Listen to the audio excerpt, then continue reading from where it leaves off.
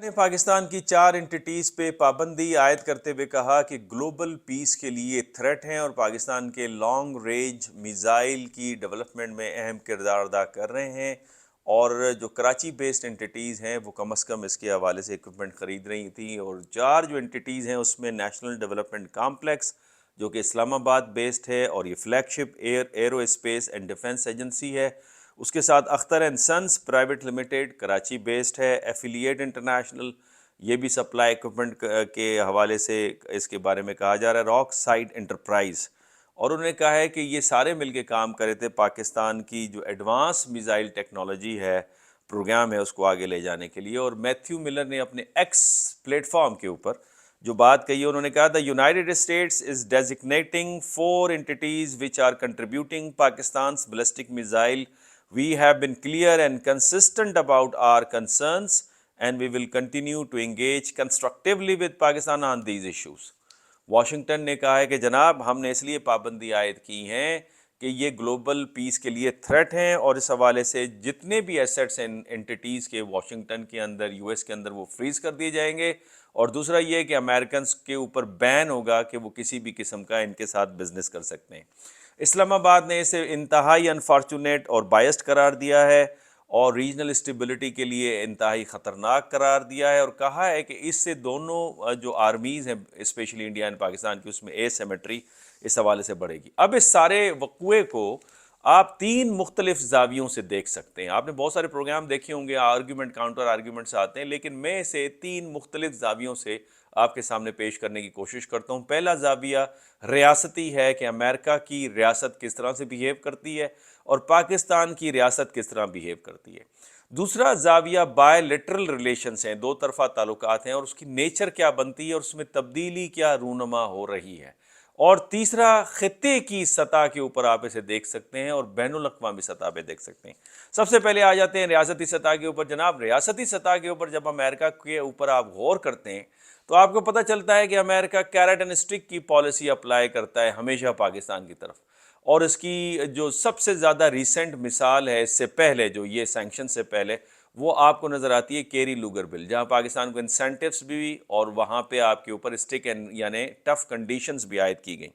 اس کے ساتھ ساتھ اگر آپ دیکھیں کہ واشنگٹن کے اندر جو دوسرا امپورٹنٹ بیہیویئر کا پوائنٹ ہے وہ یہ کہ وہ اپنے مفادات کو افضل رکھتے ہیں، نہ دوستی کو اور نہ دشمنی کو، تو لہٰذا مفادات، اور یہ ان کے پہلے صدر واشنگٹن نے اپنی فیئرویل اسپیچ کے اندر یہ جو پالیسی کی ڈائریکشن ہے وہ سیٹ کر دی تھی۔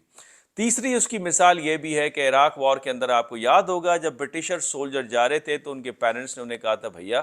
عراق سے ڈرنے کی زیادہ ضرورت نہیں ہے، لیکن امریکن سے زیادہ ڈریے گا، بیکاز فرینڈلی فائر میں آپ کو اڑا دیں گے، اور بہت سارے پھر فرینڈلی فائرز وہاں پہ ایکسیڈنٹس بھی ہوئے۔ اس کے ساتھ ساتھ اگر آپ دیکھیں پاکستان کے حوالے سے تو پاکستان کے ساتھ یہ کوئی پہلی مرتبہ نہیں ہوا۔ 60 کی دہائی میں جب انٹر کانٹیننٹل میزائل بن گئے امریکہ میں تو پاکستان کی اہمیت کم ہو گئی، اور وہ زمانہ تھا پریزیڈنٹ کینیڈی کا، اور پھر 70 کی دہائی میں پاکستان کو بائیلیٹرلزم اختیار کرنی پڑی تھی، اور پھر آپ کو یاد ہوگا کہ 80 کی دہائی میں امریکہ کے ساتھ پاکستان افغانستان میں جنگ لڑی، مجاہدین کو تیار کیا، اور جب جیسے ہی سوویت یونین نکل کے چل پڑا تو پاکستان پھر اکیلا، اور اسٹرنگر میزائل اور مجاہدین اور ملیٹنٹس، اس وقت بھی یہ ہوا، اور پھر 1990 میں تو ہمارے اوپر ڈبل سیٹس آف سینکشنز رہے، اور پاکستان کی خصوصیت ہے کہ موسٹ الائیڈ الائی بھی ہے، اور پھر اس کے ساتھ موسٹ سینکشن کنٹری بھی رہا ہے۔ اب دوسرا یہ کہ پاکستان کا جو نیوکلیر پروگرام ہے اس حوالے سے تیسرا اہم جو ریاستی بیہیویئر ہے امریکہ کا، اس میں وہ ہمیشہ پاکستان کے نیوکلیر اور اسٹریٹجک پروگرام کے حوالے سے شک و شبہات، خدشات کا اظہار، اور پاکستان پہ pressure, N P T sign کر دیں، C T B T sign کر دیں، اور پھر اس کا ایویڈنس یہ ہے کہ ٹالبوٹ جو اسسٹنٹ سیکرٹری تھے ساؤتھ ایشیا کے کلنٹن ایڈمنسٹریشن میں، انہوں نے ایک کتاب بڑی اچھی لکھی ہے اور اس کا ٹائٹل ہے انگیجنگ انڈیا، جس کے اندر وہ یہ بات کرتے ہیں کہ جناب ہم نے پاکستان کو مئی 1998 میں دھماکوں سے روکنے کے لیے ہم پاکستان آئے، اس میں آرمیٹیج بھی تھے، جنرل زنی بھی تھے، اور ٹالبوٹ صاحب بھی تھے، اور کچھ پیسوں کی آفر بھی ماری، اور پھر پاکستان نے وہ تسلیم نہیں کیا، اور اس وجہ سے پھر وہ پاکستان نے دھماکے کیے۔ تو ہمیشہ سے شک و شبہات کا اظہار اور اس پروگرام کو روکنے کی کوشش کی گئی ہے، تو یہ بھی آپ کو پیٹرن نظر آتا ہے۔ سوال یہاں پہ یہ پیدا ہوتا ہے کہ 1960 پھر 1970 پھر 1990 اور پھر سلالہ انسیڈنٹ اور اس کے بعد اس طرح کی کیرٹ اور پھر اسٹیک، کبھی دوری اور کبھی قربتیں، یہ ہوتا کیوں ہے؟ اس کی بنیادی اس کا جواب یہ ہے کہ پاکستان کو ڈپینڈنٹ رکھنا چاہتا ہے امریکہ، اور ہر سپر پاور یہی کرتا ہے کہ پاکستان کے انحصار رہے امریکہ کا، پاکستان معیشت کے حوالے سے، سیکیورٹی کے حوالے سے، انفارمیشن کے حوالے سے، ایجوکیشن کے حوالے سے، کلچر کے حوالے سے۔ اور میں یہ بات نہیں کہہ رہا، یہ جان گالتونگ اپنی اسٹرکچرل تھیوری آف امپیریلزم کے اندر یہ بات کرتے ہیں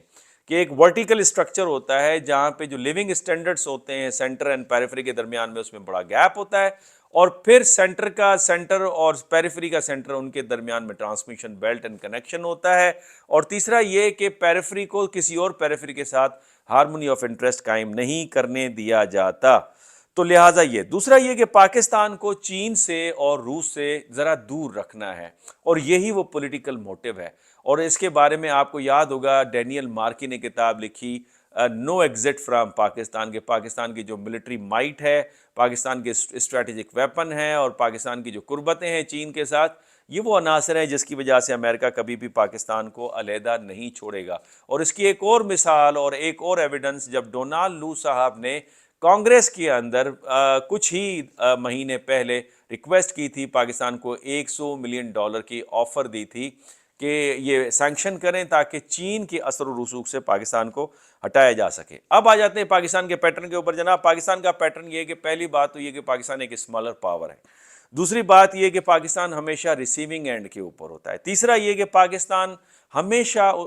پاکستان نے شو کیے کہ امریکہ کے ساتھ تعلقات میں دوستی برقرار رہے، اور بڑی پریشیس ملٹی ڈائمینشنل قسم کے ہمارے تعلقات ہیں، اور دونوں کے تعلقات کو دونوں کو بینیفٹ حاصل ہو رہا ہے، اور پاکستان ان تعلقات کو اسپیشل سمجھتا ہے، اور چائنا کی قربتوں کے ساتھ ساتھ جو کہ بہت ہی اہم تعلقات ہیں، لیکن وہ نیول بدل نہیں ہو سکتا ہمارے تعلقات کا امریکہ کے ساتھ۔ تو پاکستان کا ہمیشہ یہ پیٹرن نظر آتا ہے، because of American power and because of history of the relation ship, because of US جو فائنینشیل سے ہے انٹرنیشنل فائنینشیل انسٹیٹیوشنز کے اندر، اور اس کے ساتھ ساتھ پھر ہم یہ بھی دیکھتے ہیں کہ جو فیوریبل ٹریڈ ہے پاکستان کے لیے، جس میں پاکستان کو تقریباً $1.5 بلین کا فائدہ ہو جاتا ہے اس کے اندر۔ اور چوتھا پوائنٹ یہ ہے اس میں جو پاکستان کا بیہیویئر، اس میں پاکستان نے کبھی بھی امریکہ کی اپنے اسٹریٹجک انٹرسٹ کے حوالے سے نہیں سنا، چاہے وہ اسٹریٹجک ویپن کی ڈیولپمنٹ کے حوالے سے بات ہو، کشمیر کا مسئلہ ہو، اب سی پیک کا مسئلہ ہے،